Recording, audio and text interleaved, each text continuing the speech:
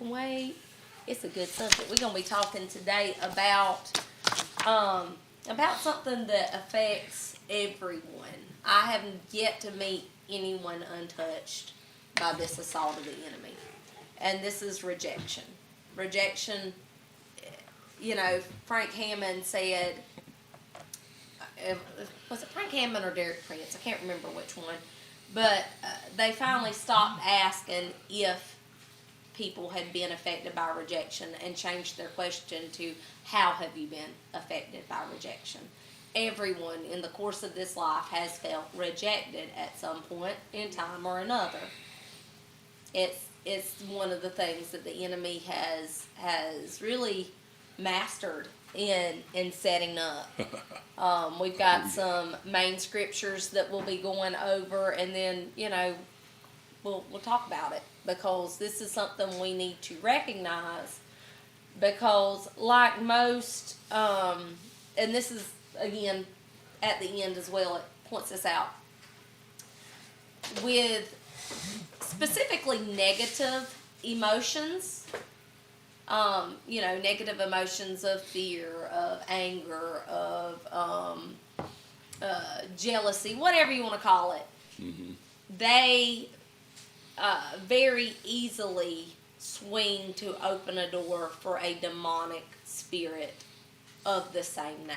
Mm-hmm. If that makes sense. So, mm-hmm.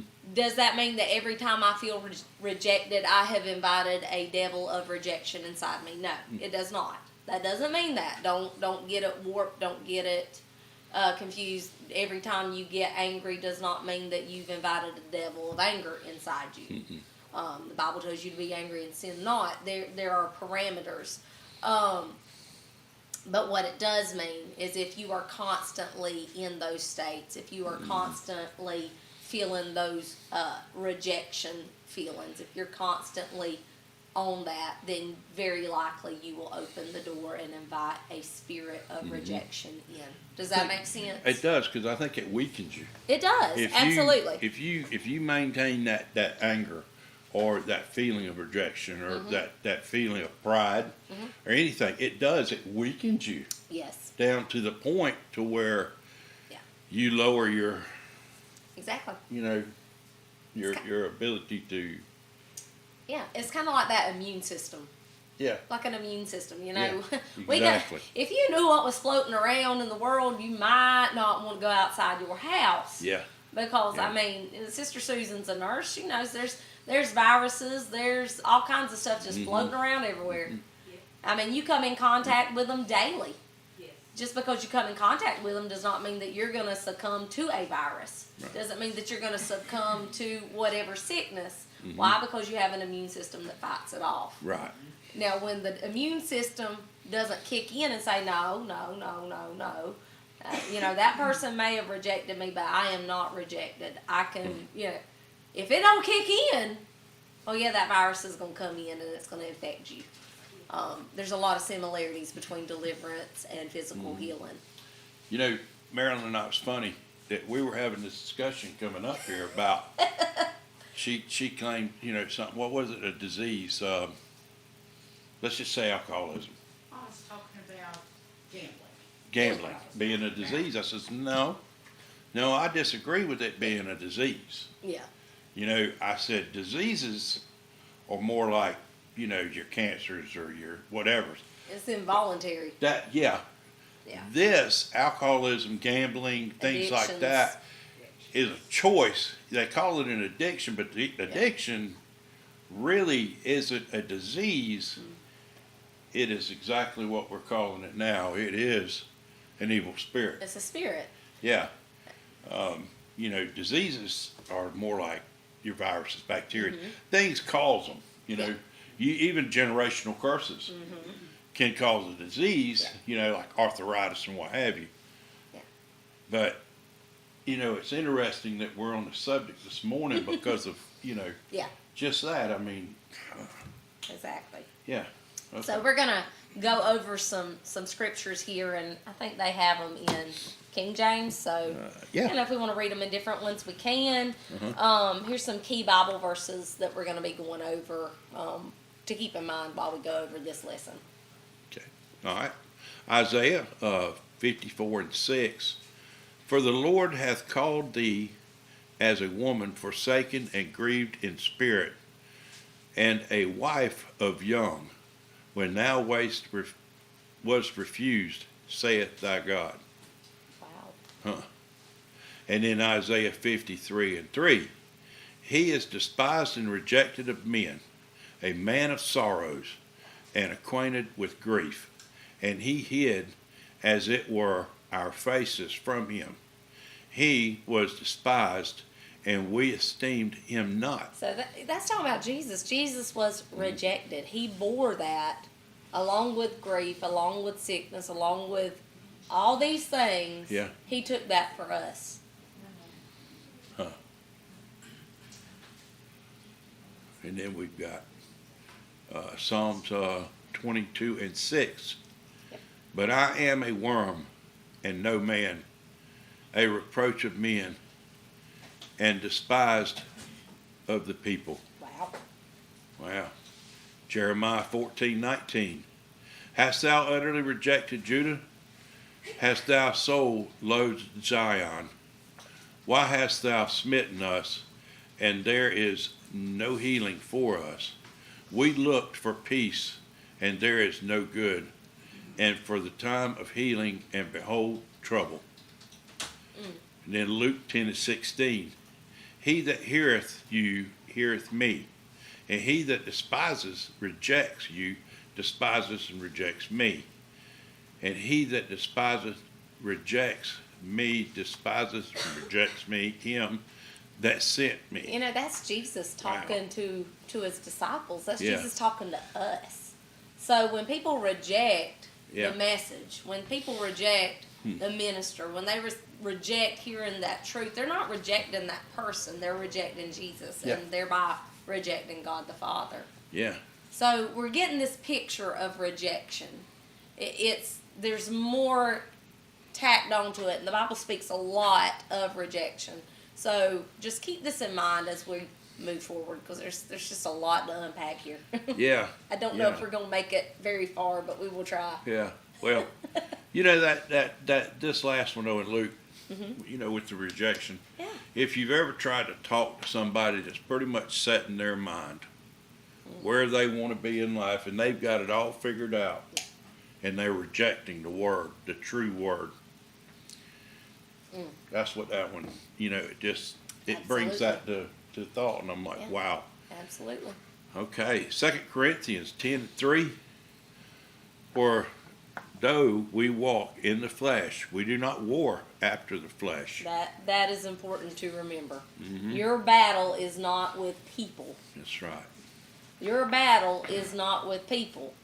That being said, if people are sided with evil forces, and you are in it, you don't have to choose to be around them. How about that? Right. Let's put it that way. Okay. I realize sometimes you in a work situation and you got to be around somebody. That's fine. Yeah. That's life. That's life. Yeah. But you ain't got to go fishing with them. All right, these next three is still 2 Corinthians. It's going to be 10, 4, 5, and 6, and I'll let you know what's what. Okay, so we're going from 2 Corinthians 10 and 3 all the way through 6. Yeah. Okay? Okay. Yeah. Yeah. Okay. For the weapon of our warfare are not carnal, but mighty through God to pulling down strongholds. 5. Casting down imaginations and every high thing that exalteth itself against the knowledge of God, and bringing into captivity every thought to the obedience of Christ. 6. And having in a readiness a revenge all disobedience when our obedience is fulfilled. There you go. Jeremiah 1:10.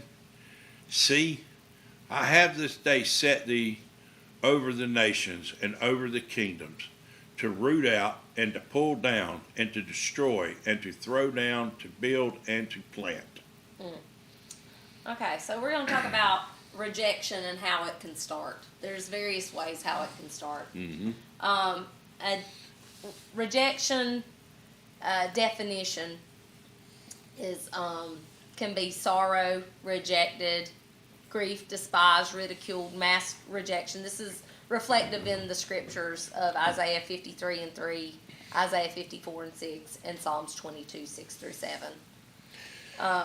Masked rejection, that's one that I think we run into a lot. People put a mask over it. That's where you get the overcompensation or the putting on the everything is great, everybody wants to be me, and there's really that void of relationships in their life. They have problems with establishing true friendships. Okay, this is not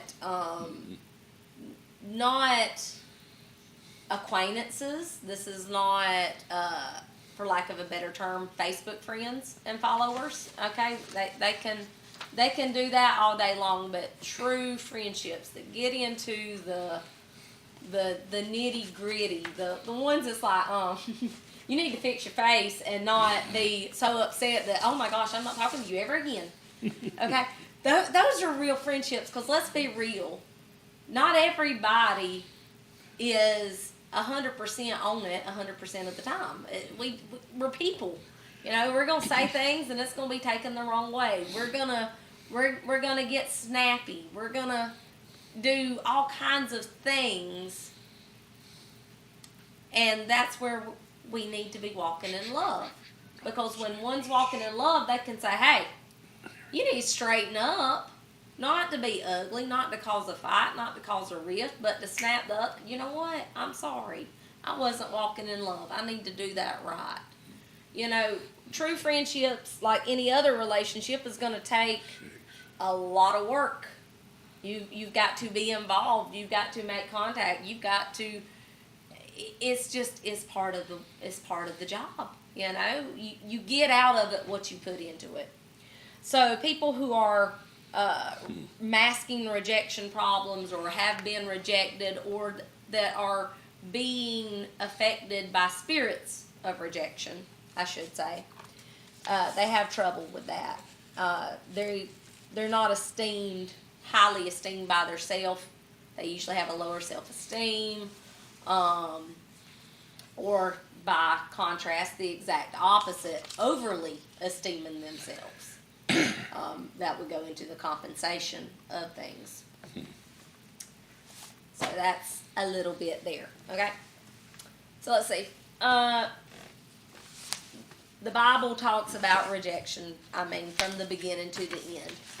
Various sorts. Let's see. The Bible shouldn't discourage us that the Bible speaks of rejection, because even God rejects things. He rejects sin. He will not have anything to do with sin. And that's why he rejects individuals. But before all that, before we even get to that point, the Bible is a book about love. Mm-hmm. He loves us so much that he gives us the opportunity to not reject him.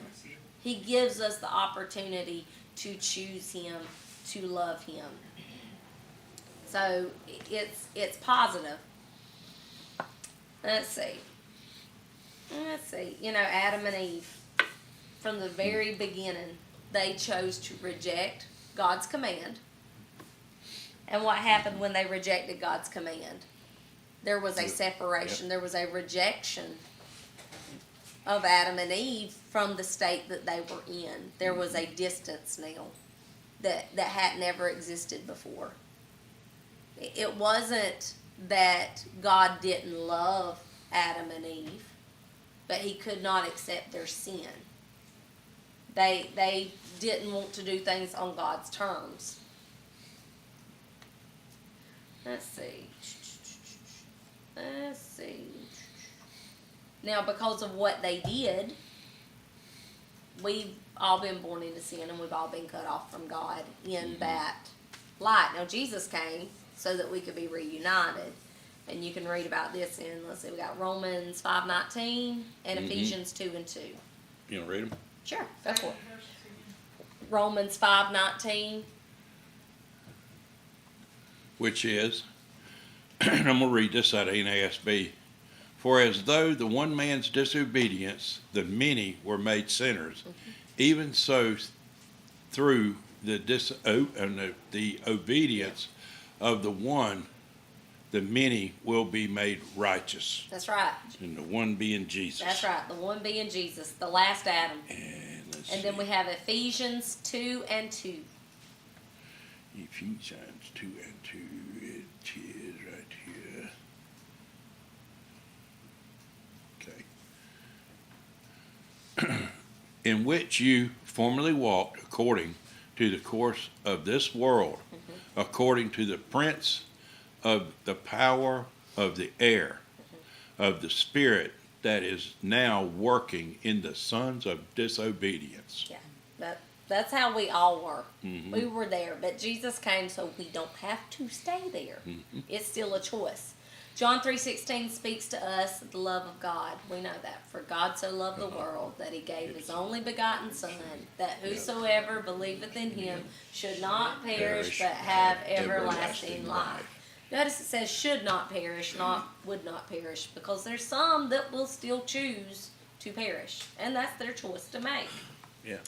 1 John 4:7-8 tells us that, God is love, and we can experience God as Christians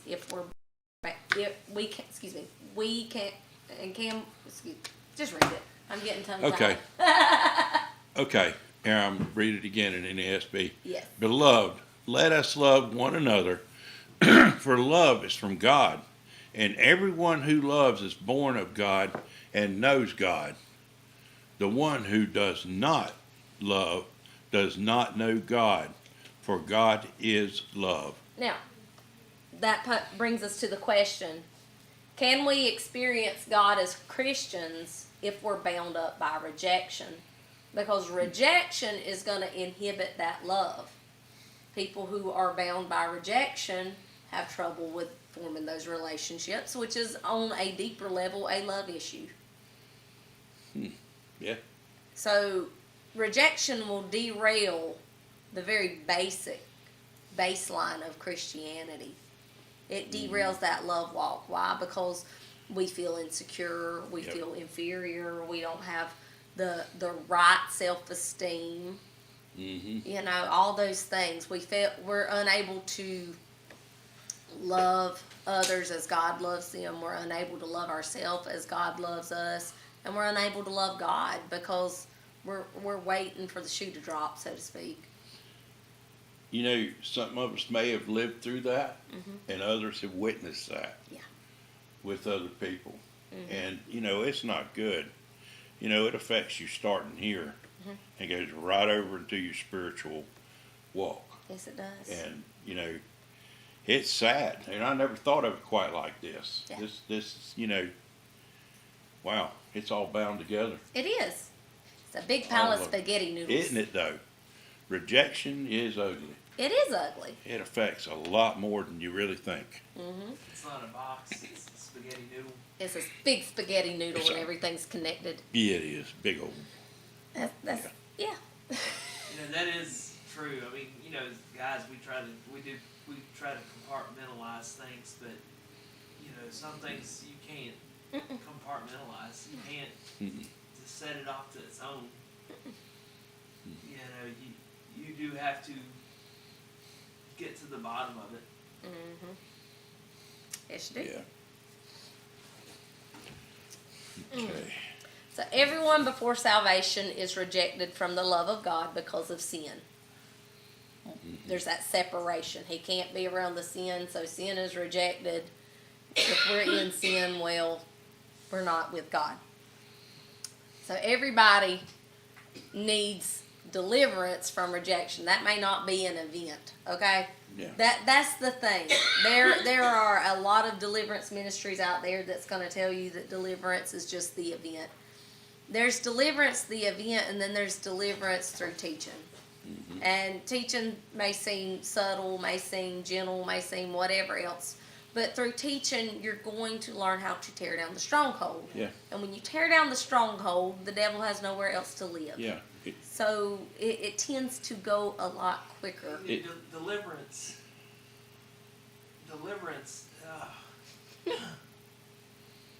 deliverance can be like taking a stick of dynamite. You know, Kabow! and here's the thing: if you don't, with dynamite, you take a stick of dynamite and you put it on the ground, just lay it flat. It's gonna be loud, it's gonna explode, and there's gonna be a lot of noise. But there's not gonna be a whole lot done. You may have like a little bit of dirt moved, but it's not gonna do a whole lot.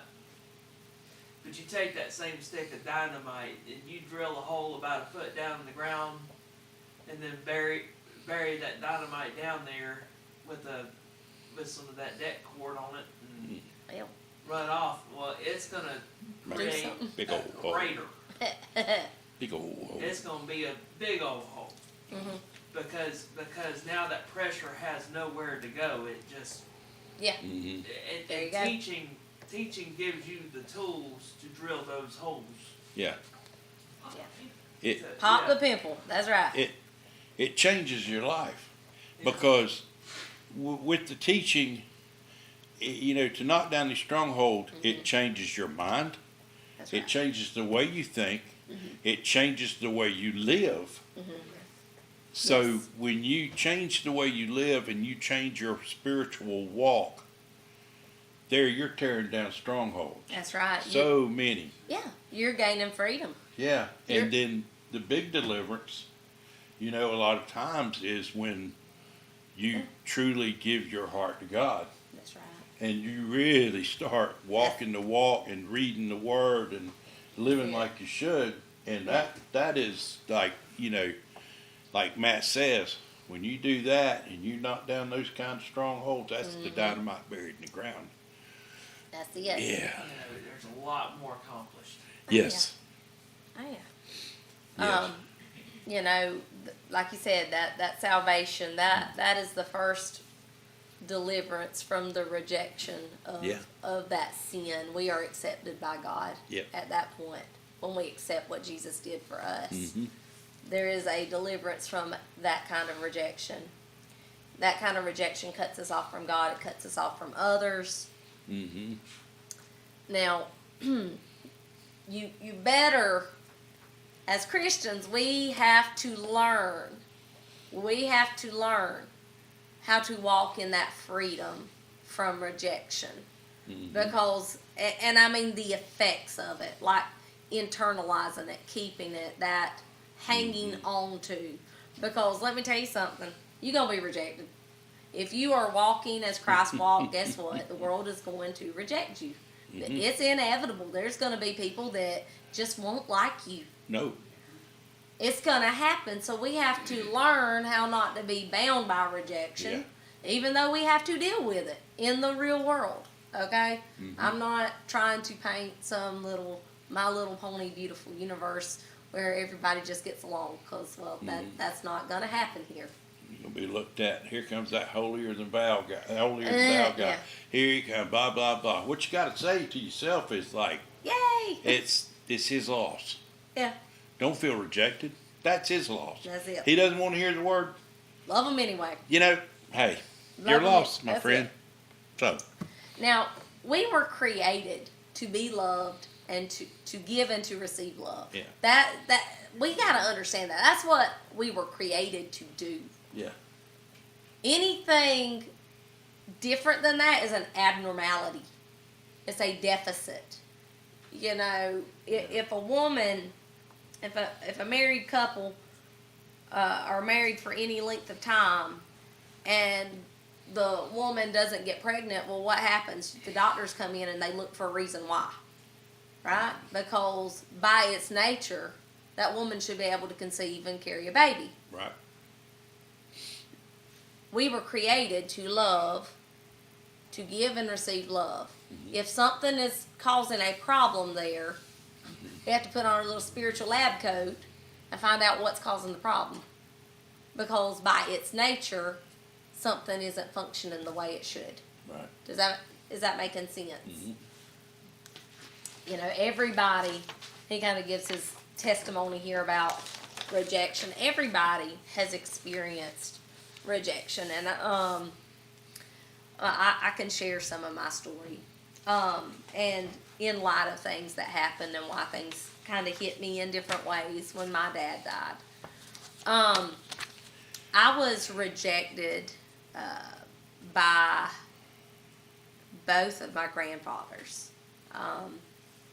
You can be around for birthdays and Christmases and still reject somebody. So don't think that whatever. One of them wasn't around for birthdays and Christmases, but I was rejected by my grandparents from a young age, and that always bothered me. Not having that extended. I had a great grandmother that did everything she could to be a part of my life, but immediate grandparents, no. And that affected me. So when I had Katie, I wanted to make sure she would have active grandparents in her life. And my mom and dad were on it. I mean, so when my dad passed, when she was 13, that was part of what bothered me most, is that she wouldn't grow up with a active grandfather in her life.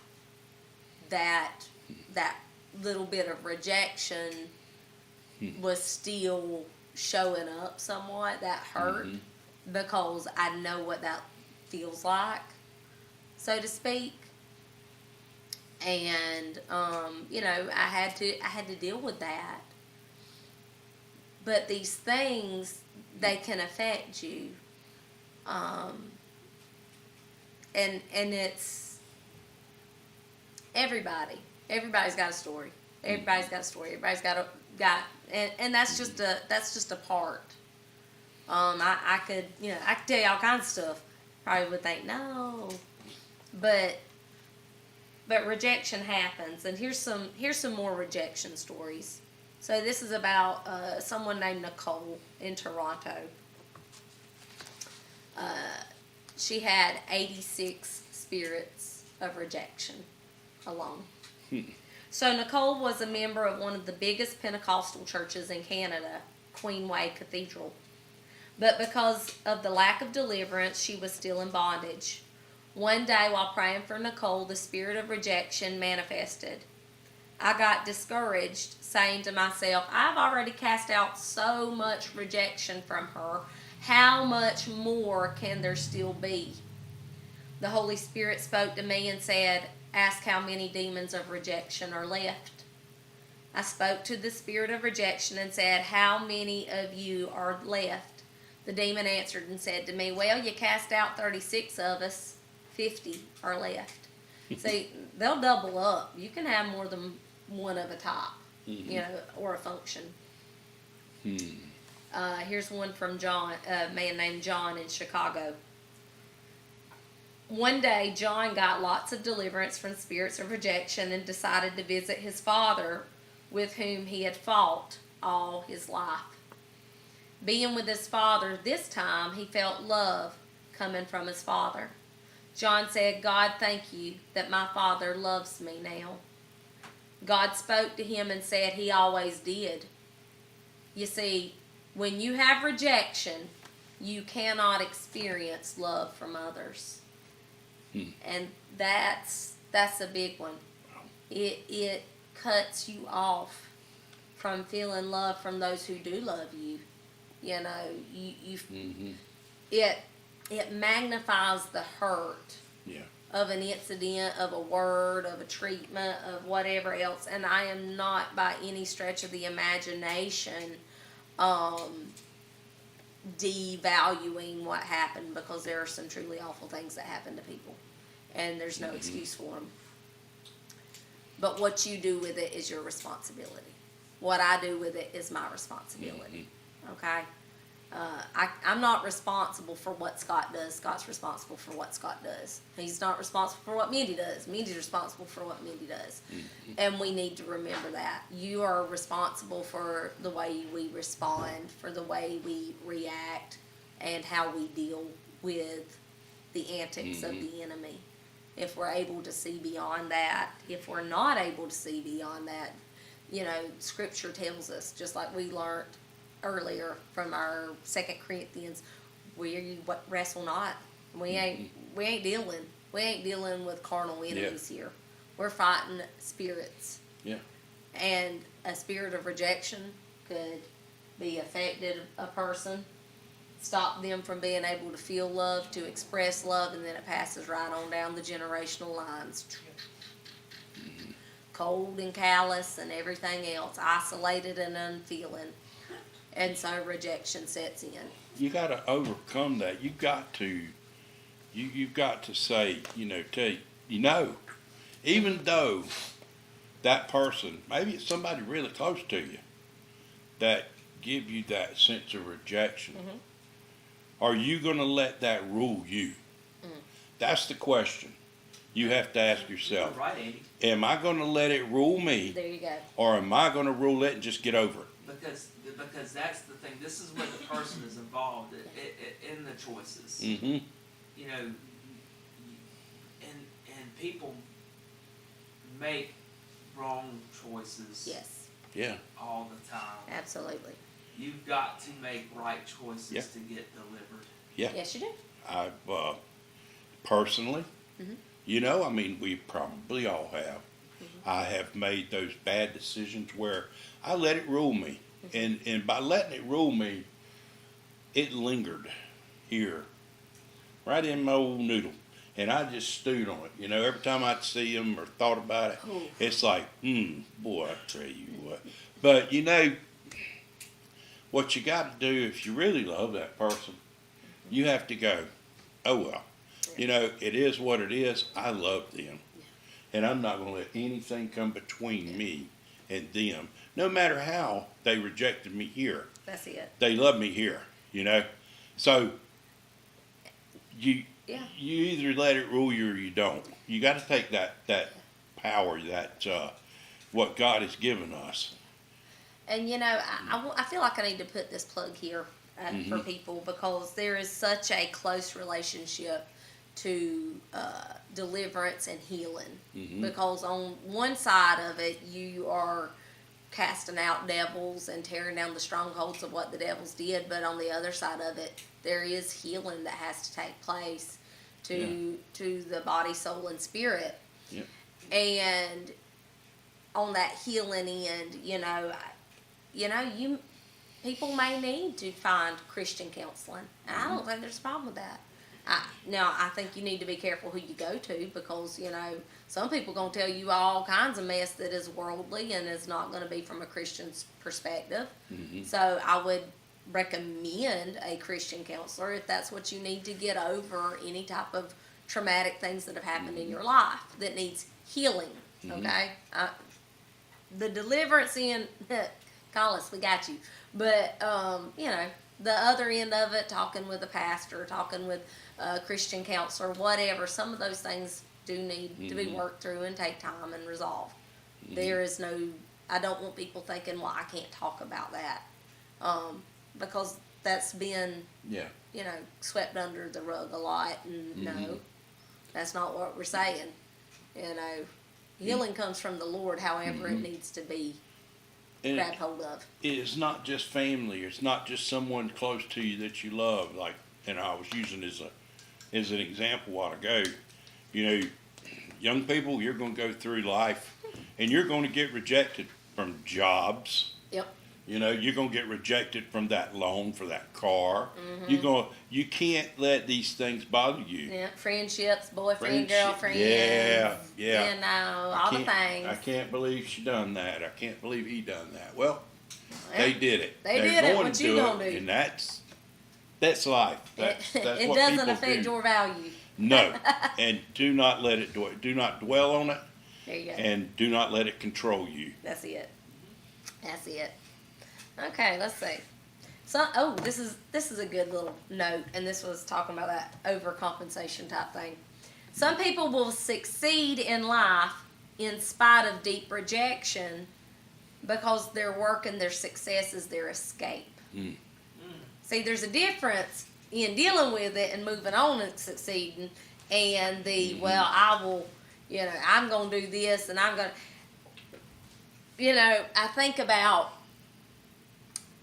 compensating for things and whatnot. I think about my dad used to tell a story about when they didn't have nothing but a can of English peas to eat between all of them. And if you knew my daddy, he could not eat English peas. And he said they would pass the can around, he'd take a bite, he'd throw up. And then when the can came back to him, he was so hungry he'd try it again. And he told his mama that he was going to be Davy Crockett and he'd never be hungry again. And from that point on, he was in the woods. He was trapping anything that you can imagine. And he learned real quick what you could and couldn't eat. And it had an effect on him. There was a compensation. And if you go to my house and to my pantry, you will still see the effects of that compensation. Because you know what? We got food at the house. I mean, we gonna have food. It might be beans and rice, but we gonna feed you, and that's there, Now, later on, yes, his trust was in the Lord and not in his ability, but at the time there was an overcompensation on things, and you can see that with the people that grew up poor. All of a sudden they have to have name brand. They got to have them Calvin Klein undies. You know what I mean?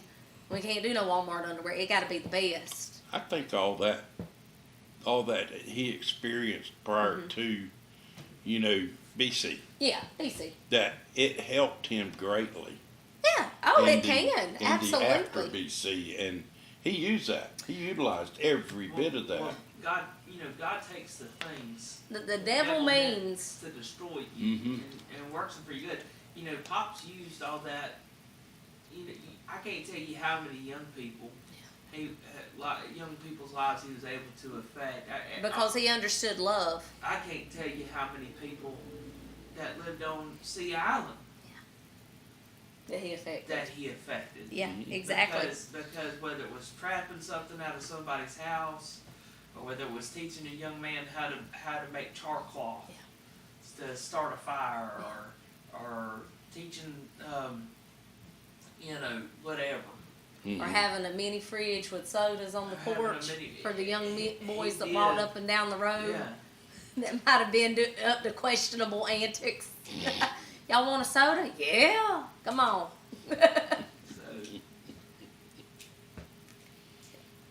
But, and the reason for that, again, it goes back to we were created to give and receive love. Every one of us craves to be loved, just simply to be loved, to be accepted and valued for who we are, not for what we can do, not for just for being us. We desire that so deeply. And those that come out of rejection, that come out of that deep rejection, that have been rejected from childhood, that has been their norm. The ones that can come out of that, they understand how to love, and they understand how they never want to make another person feel.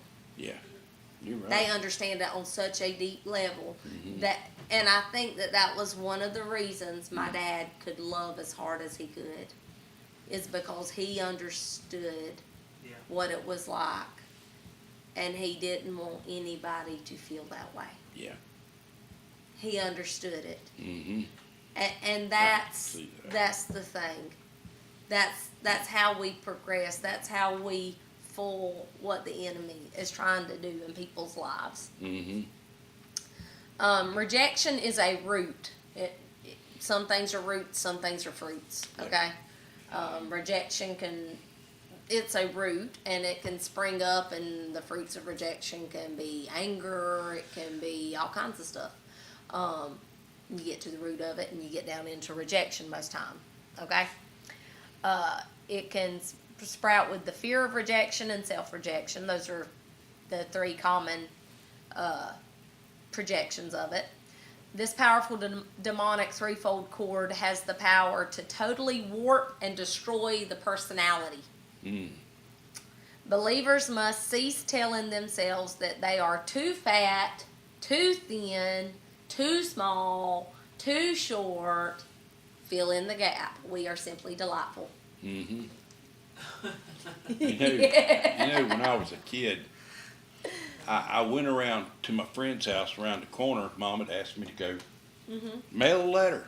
Got simple thing, goes right down to the post office. You didn't About bark 3 at blocks. people, did you? No. Okay. About 3 blocks or so from my house, you know, it's the post office.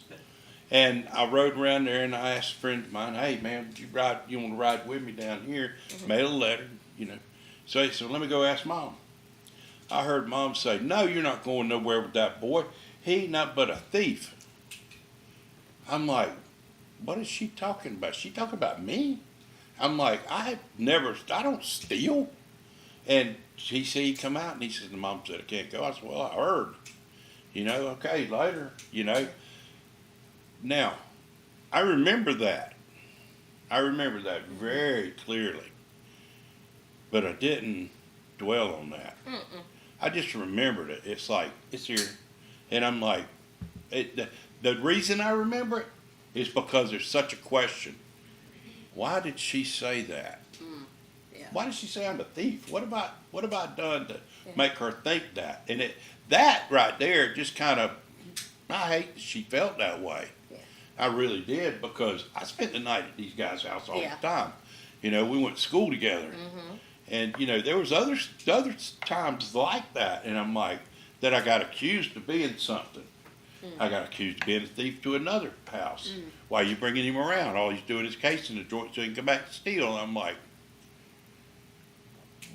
where did they get this from? I don't steal. I don't like thieves. I've had stuff stolen, so therefore, You don't want to do that. I don't want that done. I don't want Yeah. nobody else to feel like I'm feeling, just like you're saying. Yeah. And it's like, okay, you know. I'm like, they feel that way, but Yeah. you know, and that's the way you got to be with this thing. You got to go. You got to question where it come from. It's Yeah. like, really, why? And okay, if you can't make sense of it, then oh well. Yeah. I mean, really, you just consider the source. Okay, bye. Yep. That's it. But yeah. I mean, that's my experience. Some of it. Here's another story about rejection. This is Amanda. Amanda couldn't shed tears. After talking to her, I found out that 3 years prior, her boyfriend had broken up the relationship with her. Feeling hurt, rejected, and angry, she declared, "I will not cry over it." Since that time, she could not shed any tears. I led her through a prayer asking God to forgive her former boyfriend, and to renounce and break in Jesus' name the self-curse she had placed upon herself by saying that she would not cry over the breakup. Instantly, tears started to flow down her cheeks, and she was free. Yeah. We forget how much power our words have, you know, and that's why we shouldn't speak when we're angry or not in the right frame of mind. Yeah. Be very careful. Speak the word. Let's see. Ooh, yep, fruits and roots. The story, okay, let's see. Here's a stoic man who could not show emotion. He had a problem with showing emotions, which is a very bad thing. It is not natural to not show emotions, to be stoic. That is not godly. That is not a good condition to be in. Okay? So I'm just going to throw that out there. So it's a very bad thing when you're married and your wife needs you. He had zero emotions, and you could flip it on the other side and have a reverse instance. His problem had a root in his relationship with his father, who had been a military man and ruled over the boy with harsh, rigid, and ungodly discipline. A discipline without love. See, discipline has to be out of love. If it's not out of love, it's wrong. It's probably abusive. But anyway, we prayed for this brother many times without seeing any results. Each time he sat with a blank look on his face, and it was as if we were praying for a concrete wall. Then one day, a piercing scream came out, and the spirits blocking his emotions left. Everything changed for him, and the happiest person of all was his wife. Emotions. Yeah. Yeah, so spirits of rejection will lock you up. Walls of rejection with husbands and wives. Here's just an example how it can show up. He's macho because he's covering something. Meanwhile, she cannot get through to him when she needs him because she hits walls of rejection. He thinks that she wants sex when she just needs his love and hugs. There's a breakdown of communication. It's unfulfilled. Notice that they're not feeling loved. Rejection isolates you from giving or receiving love. Sometimes we give those automatic answers, and I get there are proper responses. How are you? Oh, I'm fine. I'm doing good. I'm blessed. Whatever. But are we always masking? Do we ever have that openness with anyone? See, rejection a lot of times, has to be that Instagram filter. I have to make it look good. So everybody knows that everything's fine. Well, sometimes everything ain't fine. Sometimes, it's this way, and I got a movie I like to watch. I like watching movies, and there's a clip. This girl's boss is wanting a flight out of Miami to New York that night in the middle of a hurricane. Nothing is flying out. And I mean, it is a hurricane. And the girl is trying to get this flight for her boss. And the boss is walking around saying, well, it might be drizzling. And she's walking in front of the hotel window and the palm tree is doing this. It's drizzling. Sometimes you may have a hurricane going around and you have to quote the word. I'm not saying that. But we have to be real. We can't be plastic fantastics. We can't bottle everything up, so to speak. God made us full of emotions. He's perfectly aware of them, I guarantee you. So don't try to paint a picture that isn't true. What? I'm on this and I'm just giggling because first thing that comes to my mind was, sometimes you got to be careful to ask people, hey, how you doing? Especially do you want to know? Especially sometimes they're old and they want to tell you all their ills. Oh, my corns are hurting. And wow. I can't sit down because of this, that, and the other. And yes, ma'am, and they just go on. This is true. And then you get down to the there are Other than that, how you doing? You got food, is the sun shining? Yeah. That's a different set of oppression that we ain't dealing with today. Yeah, I'm sorry. I just did this first thing. Today we're talking about rejection. Yeah. So pretense. Pretense is a cover a lot of times for rejection. Rejection also shows itself in a fear of showing love or of being loved. I tell you what, they don't want nothing to do with me. Well, fine, and be us for no more. I'll go build me a house in the woods. I ain't got to be. No, heaven is gonna be peoply and loud. Might as well get used to it. Yep. And then you got, the ones that rejection makes them where they don't understand how to receive love when someone's trying to show them true love. You hate me too because you said I needed to do this. No, that's not hating you. That's not rejecting you. Yeah. So there's a fear of that, and then there's the inability to receive or give love. They just shut down. They have no idea how to do it. Rejection also makes people feel unworthy. Yeah. and that's a big one. Unworthy. Mm-hmm. Like they don't deserve. Yeah. We'll get through this last little bit and then Yeah. we'll Yeah, call I it. think so. So rejection can feed many other things because devils are like Lay's potato chips. You usually don't just have one. You got a whole bag full of them. Okay. So they bring friends to their parties. Rejection Barrel of likes to monkeys. play with self-pity. Oh, you know, Poor pitiful because me. because it was just awful. Yeah, it probably was awful that somebody rejected you. Absolutely.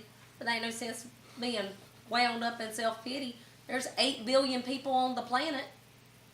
Find you a new person. It's not that hard. Get out there. Mm-hmm. Just because somebody doesn't see your value doesn't mean that somebody else won't. That's it. So self-pity then tends to produce and feeds depression.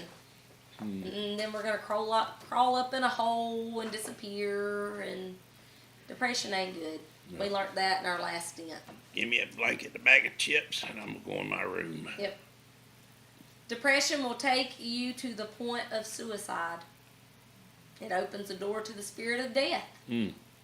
Yep. Because what Yep. does Satan want to do? Steal, kill, and destroy. Yep. Rejection also creates insecurity and inferiority. Rejection breeds lust. Satan's counterfeit for love. And it also opens the door to rebellion. I know some. I can't go in details, but I know somebody that this hits. Nobody in here. But somebody, I see this in the works all the time. Oh, yeah. And it's sad because it's been going on since this person was a child. Yeah. And it's just went, it just keeps, and it affects that insecurity and inferiority. Yeah. Oh, it just eats him up. I see it happen. I see it causes self-destruction. Anytime things are going great, then they got to find a way to destroy it. Because Yep. of that. It all comes from rejection. Yeah. And that's sad. It is. It is. But this is the thing that I think has affected everybody in some way, shape, or form. Whether inviting spirits in on top of it or just dealing with it in our day-to-day life and how to properly deal with those emotions that are associated there. Yeah.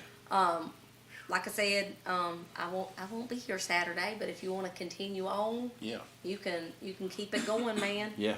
All right, guys. Well, we love you. God loves you. There ain't a thing you can do about it. We will see y'all next time.